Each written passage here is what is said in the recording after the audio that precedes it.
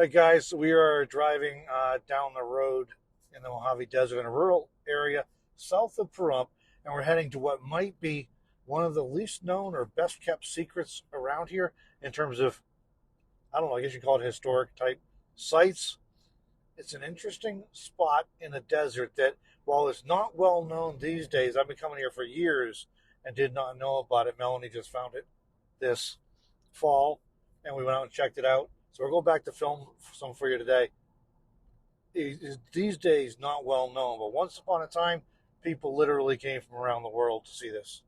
So for many years, this was the official marker for the entrance to Cathedral Canyon out here in the Mojave Desert in the south end of Pahrump Valley. Just a couple of tractor tires stacked up and painted white and filled up with concrete. Looks like there used to be a signpost here of some sort, but this is what's left of the marker to let you know you arrived at the parking area for Cathedral Canyon.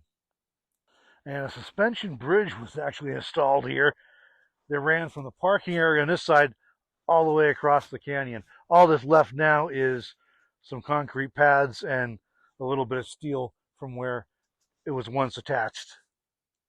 So in 1928, a young lawyer, originally from Iowa, who was working at a big city law firm in Washington, took a trip to Los Angeles to see family, and on that trip decided to move to a small desert city of about 4,000 people because it was reported to be a good career move. 1938, 10 years later, that young lawyer was elected as county attorney. 1939, the year following his election as county attorney, that young lawyer granted his approval for construction of El Rancho, the first gambling resort in the then sleepy desert city. This lawyer then later ran for governor, not once but twice, and interesting in a lesson we could all learn from today, ran very clean campaigns and refused to trash his opponents, instead saying they were also good men and would do a fine job if they were elected, he was confident. Well, 1972, this lawyer began work on a passion project, a religiously themed tourist attraction in a remote area in the Mojave Desert. Well, that attorney was named Roland Wiley. The sleepy desert town of only 4,000 people was Las Vegas. Roland Wiley's office, for those of you who know Las Vegas, was on Fremont Street. And in a fun anecdote, that we're not going to dive too far into the anecdotes in this video, but fun anecdote, he related in a story in an interview not too many years before his death, how in the summer in Las Vegas, before air conditioning, it was so hot you couldn't sleep inside. If you slept in your bed, it would take until the next day for the sheets to dry out from the sweat from the night before, so he'd often end up sleeping outside in Las Vegas because it's so hot in the summer. Well, Roland Wiley's passion project I mentioned was Cathedral Canyon. So Roland Wiley, as I said, moved to Las Vegas in 1928. We first visited the Pahrump Valley, over the hump, as they say these days, from Las Vegas in 1936. At that time, there were three large ranches in the valley: the Pahrump Ranch, the Mance Ranch, and the Yount Ranch. The Yount Ranch was on the south end of Pahrump Valley near Stump Spring. This ranch was occupied by John Yount, son of Joseph and Margaret Yount, who had founded the Mance Ranch in the 1970s. So John Yount ran 400 head of cattle on this ranch around here, the Yount Ranch. And if you look at this landscape around here, it is so barren and so dry that honestly, I'm amazed you could run 400 head of cattle. But very dry area, so you have to have a very large ranch to support cattle grazing. So with feed supplies running low during Prohibition era, John Yount stopped ranching and leased the springs on the ranch to moonshiners. Well, John Yount was a widower who had taken up with an Indian woman named Belle, though apparently they were never formally married. Following John Yount's death, Belle hired Roland Wiley to protect any interest she may have had in the ranch, like potentially as a common law spouse, for example. Belle subsequently encouraged Wiley to buy the ranch, which he indeed did do. So in 1972, then, Roland Wiley began work on his passion project right behind me, Cathedral Canyon. So a trail was constructed from the mouth of the canyon here all the way to the end of the canyon. Statues and art pieces were placed along the trail and at niches in the canyon walls. poems, messages, and quotes were framed and also placed along the trail. Resting spots with chairs were provided for visitors so that they could stop, rest, and contemplate. And they even carved a couple of restrooms out of the canyon walls. And these things were equipped with plumbing and electricity. Kind of amazing.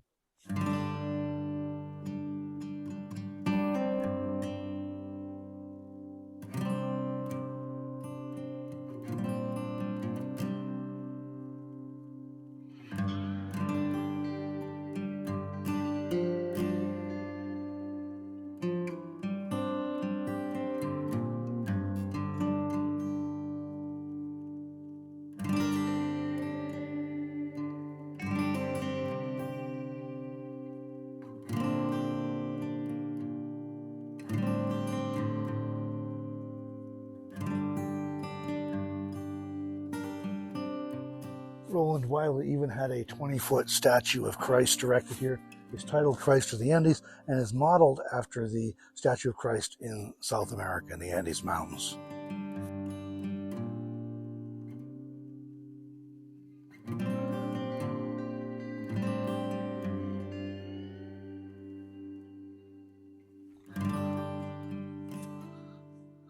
At the end of the canyon here, they constructed a waterfall with a mural of the Sermon on the Mount, and there's a pool at the bottom. Water was pumped up with an electric pump and cascaded back down over. It must have really been something to see when it was in operation. So one of our questions when we first found this place is, this is fascinating, but what led someone to decide to do this in this canyon in the Mojave Desert? Well, it turns out Wiley constructed Cathedral Canyon following a near-death experience from tularemia. That's a disease that can be contracted from rabbits, and back in the day when he was sick with it, it was often fatal. They did not have effective treatment for it, and he did nearly die from tularemia. Roland Wiley described one incident from that near-death experience this way in a 1992 interview with News 3. He said, "I saw and I heard about 10 to 12 women who were all dressed alike and looked somewhat alike. They played stringed instruments and they were singing and playing in such harmony. I never heard anything like it on Earth."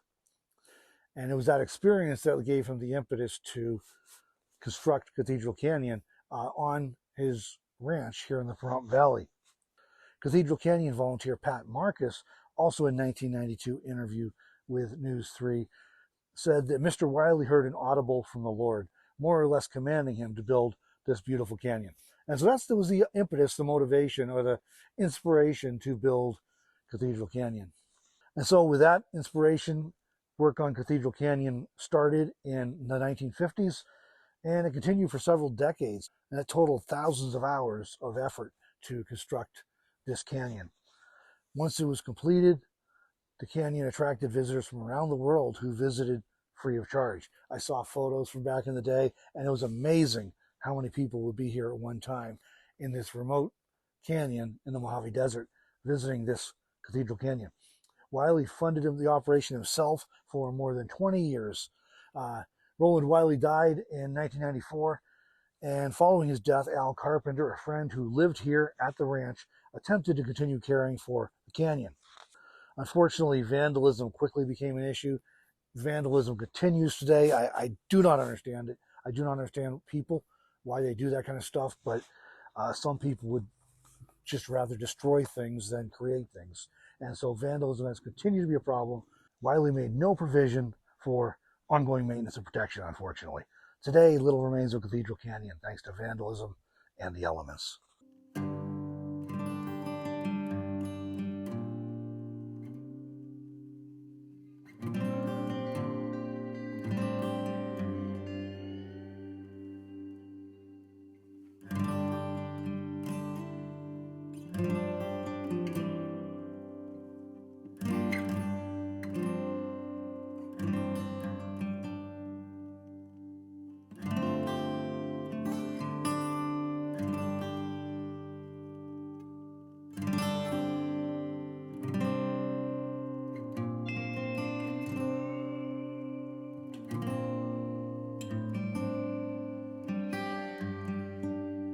So Pahrump, even today, the locals say it's 50 miles and 50 years from Las Vegas.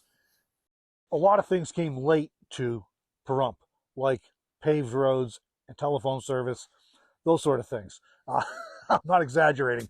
It was kind of an isolated, forgotten about place in a lot of ways. Well, it used to be for many years, even after Roland Wiley bought this ranch over here, the road from Las Vegas to Pahrump was not fully paved.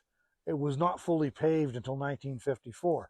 And so as a result, making that trip from Las Vegas to Pahrump, which today you can do in an hour and a quarter, an hour and a half probably, it would take 3.5 hours taking the southern route via Mountain Springs, or 4.5 hours taking the northern route via Indian Springs, where today there's a big military installation.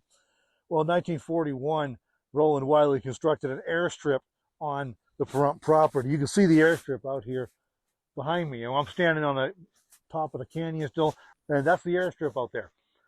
So he constructed that airstrip. He could fly over it. He would fly over from Las Vegas to Pahrump here, spend weekends here in Pahrump. Then he would fly back out to Las Vegas to go back to work for the week. The airstrip's there, and way over there is where the homestead was, where the ranch house was, and some other buildings and properties. So as Robert was saying, Roland built this strip in the early 40s, and it was the only really airstrip around here. So Roland found out later, after he had built the airstrip, that the Thunderbirds actually from Nellis Air Force Base would come here and practice throughout the entire valley. Every morning and evening they would come in and practice, and they continued doing that until there was an accident that they did have here, and then they no longer came. But it was the only airport in the area, so they used it as a base for them to fly around from the valley. Tragically, all of the buildings from Wiley's ranch here in the Pahrump Valley near Cathedral Canyon have either been burned or otherwise destroyed.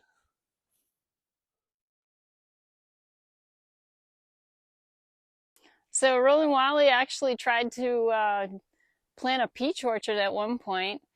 He said he planted about 100 trees, but the water level here is so high that they actually flooded out and died. So it was kind of amazing that a place in the desert had a peach orchard that actually drowned because there was too much water. I'm not sure if these are the exact peach trees, but they do kind of look like they might have been an orchard here at one point. Here on the top of the canyon, near the entrance, up above this Cathedral Canyon, there was a sign that Roland Wiley installed with his words. He noted, "Lest we forget, the true value of our coming to this place lies not in finding a new landscape, but in having new eyes. It is my hope that this cathedral under the skies will give to you a set of new eyes and a whole new way of seeing things." One of the fascinating parts of Roland Wiley's story concerns Kehoe, known as Nevada's last renegade Indian. This is his burial site, apparently. More about that in a moment. Kehoe was a local Indian born in the late 1800s. The tombstone lists his date as 1919. That's the official line from some of the local sheriffs at the time. Whole lot of story there. Fascinating and tragic in a lot of ways. But after Kehoe's death, and there's actually good evidence he died quite a bit later, his remains were found around 1939 or 1940, I believe, off the top of my head here. His remains were mistreated and frankly abused and made a showcase out of. Roland Wiley bought Kehoe's remains from the Elks in Las Vegas because they were using them as a parade spectacle. And he bought the remains from them, had them transported here and interred at his ranch at Cathedral Canyon. This tombstone is right above Cathedral Canyon, on the rim above Cathedral Canyon. There's some rumors that Kehoe may be buried somewhere else on this 14,000 acre ranch, and the site is marked but not easy to find. And just the memorial is here. I don't know. Either way, it told me a lot about Roland Wiley's character, that this was something he had no stake in. He had no skin in this game, and yet he went out there on a limb and probably risked some social aggravation, some political fallout perhaps, in doing this, but he did what he thought was the right thing, and had this man's remains brought here and interred and laid him to rest properly. So it's told me a lot about that. If you want to know more about Kehoe, let us know. It's a little bit of a different kind of story and not so much scenery. Actually, I don't have any scenery to go with it, but if you want to know more about it, let me know in the comments. We can see what we can do about that. Meanwhile, if you want to know more about Roland Wiley, Cathedral Canyon, Kehoe, Nevada's last renegade Indian, we're going to have links in the video description. We came across so much information while we were looking up this canyon. We can't possibly share it all in a video like this. So we have links in the description below if you want to learn more. You can go check those out. Meanwhile, thanks for joining us for this video, everybody. Hope you enjoyed these scenes around here, this story. Don't forget to hit the like button if you haven't yet. Consider subscribing to the channel if you're not yet already, so you hopefully get notified when we publish new videos like this one. And we'll catch you in the next video.